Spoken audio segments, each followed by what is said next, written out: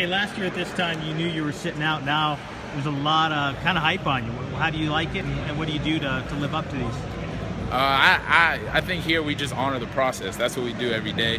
And I think Coach Miller really instills the day-to-day mentality for us. And I think for me personally, it's the same.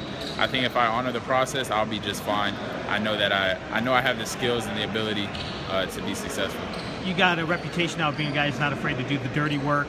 And that's kind of Caleb's reputation, too. Do you guys work well together? Oh, yeah. I love playing with Caleb. I think anytime you have an anchor defensively like he's been for the program the last 3 years, defensively, we're on a string together at all times. I can guard a lot of different positions, and realistically, he can too. He's always guarding a 5, but his ability to guard ball screens, guard guards, defensively will be great. And then offensively, we've been working a lot of high-low action, a lot of dribble drive stuff. His ability to pass is underrated too. He's a skilled big guy, so we're going to have a great year together. People see 7 foot, 250, buzz cut, and they automatically think Slaughter. He's a guy who's really pretty athletic and can play off of a variety of guys. Oh, definitely. I think that's what's something that is overlooked a lot of times with Caleb. He's tremendously athletic. I know a lot of times we see his jumping abilities when he dunks and blocks shots and things like that, but just his ability to run, ability to guard ball screens, I think I don't think there's a better big at guarding ball screens in the country than Caleb. He's experienced at it, and he's athletic enough to do it. So he's going to play some 4 for us this year. Him and Dusan can play together, and he's going to really be able to show his versatility defensively when he does switch to the 4. Now, your guy's versatile, too. You can play the 3, play the 4. It looks like, obviously, probably earmarking you for the 4. Do you think the 3 is where you're going to be at, or do you know yet? I think I would be slotted in towards the 4. But like you said, we have a lot of versatile guys. We got a lot of guys that can play multiple positions, and I think I'm the same way. I think I can slide up to the 3. I can slide down to the 5. Depending what kind of team we're playing, I think our lineups that's gonna be one of our biggest strengths this year, is that no matter what the other team's strength is, we'll be able to match it with some sort of lineup of our own. You kind of got a compliment in a weird way with Mark. He's similar size. You're probably a little stronger, but you guys are both versatile 3-4 combo forwards. How good is it kind of getting to match up with him? Oh, it's been great. He's really blown my mind with his work ethic on a day-to-day basis. Anytime you don't get to see a guy play as much at San Francisco, but he's extremely athletic. He's dunked on a few guys already that I can't name names, but he's extremely athletic, can shoot the ball really well.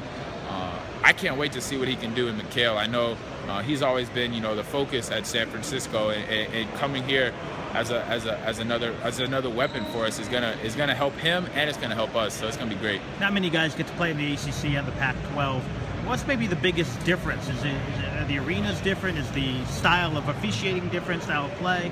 It's a lot different in general. I think the arenas are definitely different. I think the ACC is just, those people are so passionate about their fans or about their sports out there, that it's almost just like a religion for them out there. The Dukes, the North Carolinas, Syracuse, those schools are basketball powerhouses. And then the players themselves too. There's a lot more, bigger, more physical, more athletic players in the ACC, but there's a lot more skilled players out here on the West Coast. So it's a different brand of basketball for sure. But like you said earlier, I have a lot of different skills, so I think I shouldn't have a problem translating it. How was the year off? Obviously, you took some of it to get a little bit stronger, transform your body a little bit. Did you heat? And you came off that surgery too. Was it just a good year off, or were you just chomping at the bit the whole time? It was really in 2 phases for me. Until about December time, until I got cleared to play, I was really just focused on getting my shoulder as healthy as possible.